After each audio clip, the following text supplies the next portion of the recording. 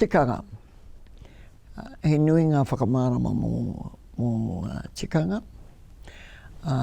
Ko ngā tikanga e pāna ki te marae. Ko ngā tikanga e pāna ki wātātau kāinga. Ngā tikanga e pāna ki wātātau whānau, wātātau hapu, wātātau iwi. He nui ngā whakamārama, he nui ngā āhuatanga. Ka hono atu tēnei ki wātātau mahi katoa. I roto wātātau te reo, i roto ngā āhuatanga mō mātauranga Māori, i roto ngā āhuatanga e pāna ki wātātau kāinga, haukainga, wātātau whenua, kei reira katoa ngā tikanga. Nō reira, me he mea kei te whaihare tātou i ngā kaupapa e pāna ki tātou, te ui Māori, me whai atu anō, me hono atu anō ki ngā tikanga.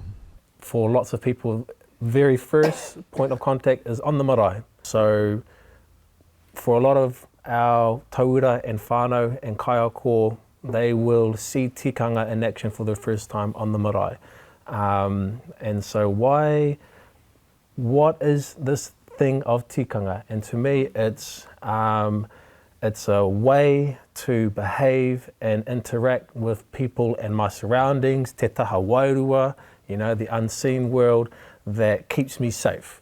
So I know in each circumstance, if I can follow tikanga and how I interact with people, how do I interact with my pākeke, how do I interact with my tamariki, how do I interact if I'm going onto a marae, how do I behave if I'm hosting people onto my marae or onto my whare, how do I behave at tangihana, how do I behave at hakari.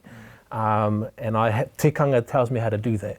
And what it does is it protects me and my mana and my wairua, and it protects the mana and the wairua of the people who I am interacting with as well. It gives me the mechanism to judge what is pono, what is tika, and perhaps what is given with aroha. But it does provide the blueprint for reading and being able to anticipate what might be about to unfold when I'm in social context. He aha te whakatinana ki te akomanga. If a subject or a learning area is ever entering in a te ao Māori space through their content or through their pedagogy, then that's an opportunity to engage in tikanga. Nera.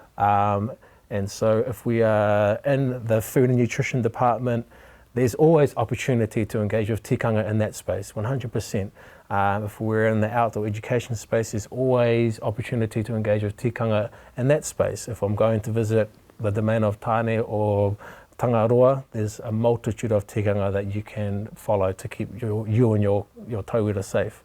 If you're in the technology space, working with rākau, you know, you're creating things in that space, a lot of tikanga there as well. There are multiple resonances with the way in which tikanga plays out as we engage with people, and increasingly we're challenged to think about mātauranga, ownership of mātauranga, the whole ability to think about even data sovereignty in terms of evidence, how it's housed, who houses it, the whole idea of individualism and collectivism too. So as I collect evidence about one person, invariably I'm collecting it about a whakapapa, about a group of people. So what does that mean too in the ways in which we engage respectfully with communities? Ia hao o whakaro. E tika taha.